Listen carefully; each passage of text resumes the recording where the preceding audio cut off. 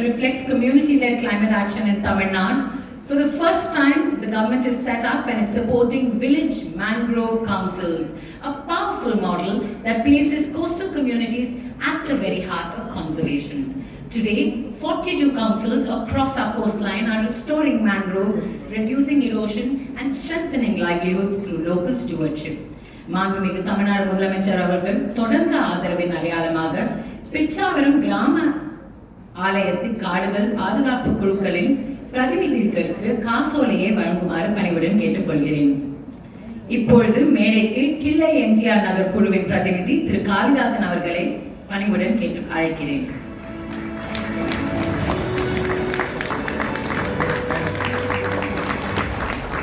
அடுத்ததாக கலைஞர் நகர் குழுவின் பிரதிநிதி திரு ரவி அவர்கள்.